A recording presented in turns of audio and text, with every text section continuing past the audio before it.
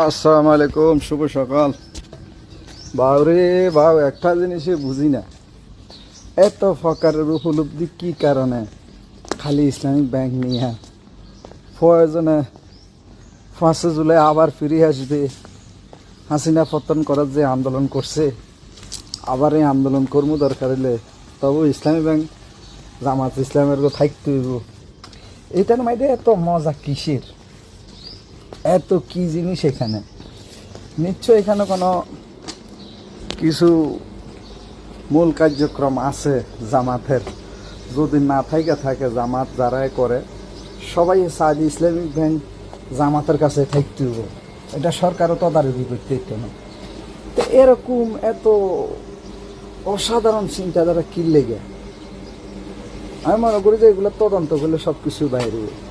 Bank এগুলা রাষ্ট্রীয় সম্পদ, এগুলা কোনো ব্যক্তির স্বার্থ হইতে পারে না, কোনো ব্যক্তির হইতে পারে না। এটা সারা বাংলাদেশের 18 কোটি জনগণের রাষ্ট্র সম্পদ। এটা তদারকি করার দায়িত্ব একমাত্র যে কোনো সরকার থাকবো, যে কোনো সরকার ক্ষমতা থাকবো, সরকারের দায়িত্ব হলো যে ব্যাংক এগুলা তদারকি করা, এগুলা সরকারের দায়িত্ব। এখন আমরা সাধারণ পাবলিক হই, আমার অ্যাকাউন্ট যদি থাকলো এরপরে আমি বুঝি কি এইভাবে করতে হবে, এইভাবে করতে হবে, এরকম হাস্যকর উদ্ভট চিন্তাধারা, এরকম উদ্ভট পরামর্শ, দিক নির্দেশনা মনে হয় না পৃথিবীতে কোথাও আছে।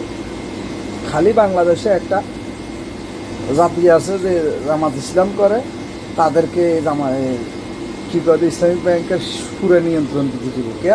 এটাকে মার বাইরে আবদার। তো আমরা মনে করি যে সরকার এটা সঠিক তদারকি করুক, যারা গ্রাহক আছে তারাও যেন বঞ্চিত না হয়। ইভেন একটা শ্রেণীর লোকে যারা চাইতেছে নিজের রাজত্বটার থেকেও তাদেরকে দূরে সরিয়ে দেওয়া হোক।